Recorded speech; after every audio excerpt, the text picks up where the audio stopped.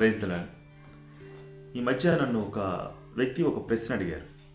మేము చాలా పరిచర్య సేవలు చేస్తున్నాము అన్నీ మాట్లాడుతూ, మరి ఇవి దేవుని పనే కదా, ఎందుకు దేవుడు మా పనిని ఇష్టపడడు అని అడిగినప్పుడు నేను ఒక సమాధానం చెప్పాను వాళ్ళ పరిస్థితులను బట్టి. అక్కడ జనరల్గా ఈరోజు ఈ దినాల్లో పరిస్థితి ఎలా ఉందంటే, అనేక కార్యక్రమాల్లో క్రైస్తవులు విపరీతముగా పాల్గొంటున్నారు. పరుగులు తీస్తూ మందిరాలకు వెళ్తున్నారు. పాటలు ప్రాక్టీసులని, పాటలని, సండే స్కూళ్ళని, స్కిట్లని, రకరకాల కార్యక్రమాలు, మందిరాలు శుభ్రపరచడం, భోజనాలు, బహిరంగ కూడికలు, సువార్తలు, పరుగులు ఉరకలు తీస్తున్నారు.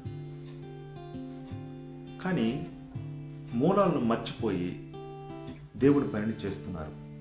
మూలాలు అంటే ఏంటంటే, దేవుడు నీకు అప్పచెప్పిన పనిని నీవు సక్రమంగా, యథార్థముగా, నమ్మకముగా ఆయన మహిమ కొరకు, ఘనత కొరకు నువ్వు చేస్తే సరిపోతుంది. ఆయన నీకు అప్పచెప్పిన పనితో పాటు అప్పచెప్పని పనిని కూడా మనుషుల మెప్పు కొరకు, ఘనత కొరకు, లేదా మనుషులకు భయపడి నువ్వు పని చేస్తే దేవుడు ఆ పనిని ఇష్టపడడు. భక్త్ సింగ్ గారు ఒకరోజు తను సువార్త చేస్తూ 25 పైసలు మిగిలింది. ఆ 25 పైసలను కూడా కరపత్రాలు కొని పనిచేశారంట. పనిచేసిన తర్వాత కొంత సమయానికి ఆయనకు ఆకలి మొదలైంది. ప్రభువా, నీ పనే చేశాను కదా, నాకు ఆకలి వేస్తుంది, ఆ ఉన్న 25 పైసలను కూడా ఖర్చు పెట్టేశానంటే నేను ఎవరు ఖర్చు పెట్టమన్నారు అని అడిగారంటే యేసుక్రీస్తు ప్రభువా. దేవుడు అడిగారు ఆయన్ని. ఎంత అద్భుతమైన సాక్ష్యం అది. దేవుని పనే.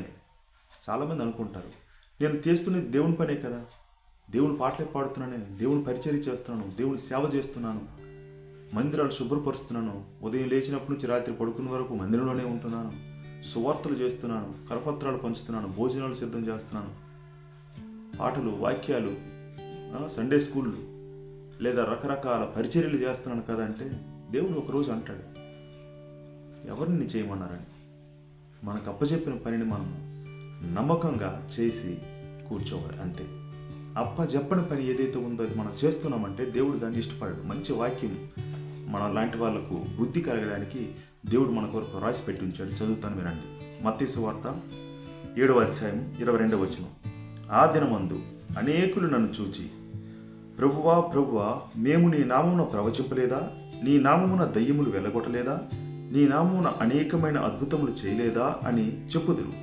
అప్పుడు నేను మిమ్మును ఎన్నడనూ ఎరుగను, అక్రమము చేయువాలారా నా యొద్ద నుండి పొండని వారితో చెప్పాను. ఎంత భయం పుట్టించే మాట ఇది.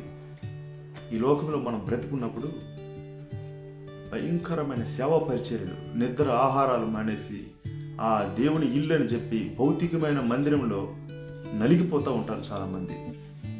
అలాంటి వాళ్ళ వరకు దేవుడు రాసిపెట్టిన ఒక మంచి కనువిప్పు కలిగించే మాట ఇది. ఈ లోకంలో ఉండేటప్పుడు దేవుడు ఏ పని నీకు అప్పచెప్పుతున్నాడో ముందు నీకు తెలుసా విషయం?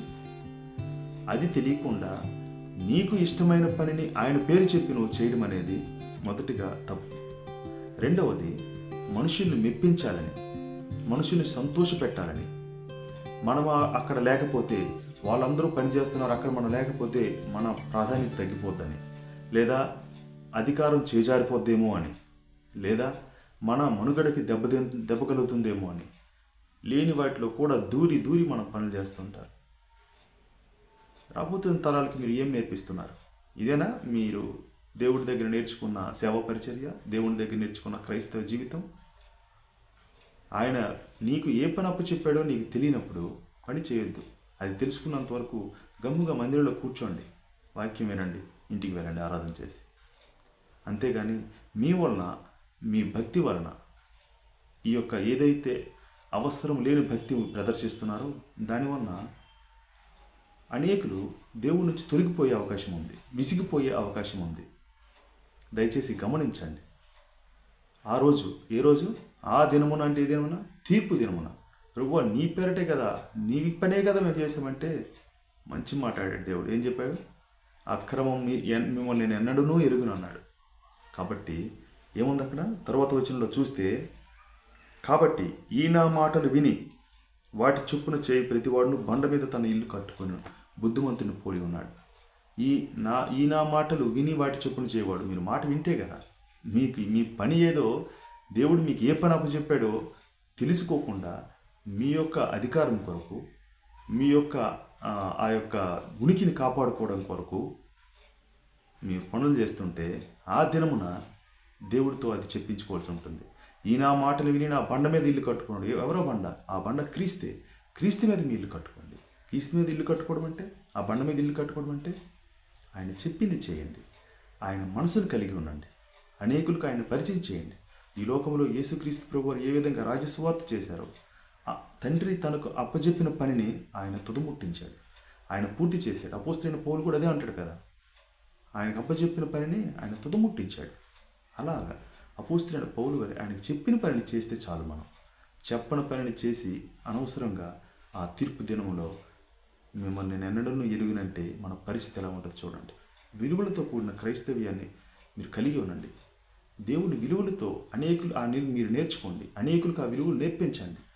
అంతేగాని మన భక్తి వలన, మన విశ్వాస జీవితం, మన క్రైస్త జీవితం, మన సేవా పరిచర్య, ఉరకలు పరుగులెత్తుతుంటే పిల్లలకి మీరేమి నేర్పిస్తున్నారు? ఇతర విశ్వాసులకు మీరేమి నేర్పిస్తున్నారు? నూతనంగా వచ్చిన విశ్వాసులకు మీరేమి నేర్పిస్తున్నారు? అన్యజనులకు మీరేమి నేర్పిస్తున్నారు? మీ భక్తి వలన ఎదుటి వాళ్ళకి విసుగు పుడితే మీరు లెక్కప్ప చెప్పాల్సి ఉంటుంది. మీ భక్తి వలన ఇతరులు దేవుని నుంచి తొలగిపోతే దానికి మీకు కఠినమైన పరిస్థితిని ఎదుర్కోవాల్సి ఉంటుంది. మీరు దయచేసి భయం కలిగి దేవుని పనిని చేయండి. మీకు ఏ పని చెప్తే ఆ పని చేయండి. చేయని పక్షంలో ఈ మత్తయి సువార్త 7వ అధ్యాయం మీకే వర్తిస్తుంది. కాబట్టి భయం కలిగి దేవుని పరిచర్య చేయండి. భయం కలిగి దేవుని పనిని చేయండి. మీకు నచ్చింది చేయడం కాదు, ఆయనకు నచ్చినది, మీకు అప్పచెప్పినది మీరు చేయండి. అంతే తప్ప మనుషులకు పెట్టడానికి, మనుషులకు భయపడి మందిరానికి వెళ్ళి అక్కడ పనులు చేయకండి. మిమ్మల్ని హృదయపూర్వకంగా, వినయపూర్వకంగా క్రీస్తు నామములో వేడుకుంటున్నాను. ఎందుకంటే మనం ప్రేమించే వాళ్ళనే మనము గద్దిస్తాం, మనం ప్రేమించే వాళ్ళని మనం తిడతాం. మనుషుల్ని సంతోషపెట్టకండి, దేవుని సంతోషపెట్టండి. యేసుక్రీస్తు ప్రభువారు త్వరగా వస్తున్నారు. మరి నీవు సిద్ధమేనా? ప్రైజ్.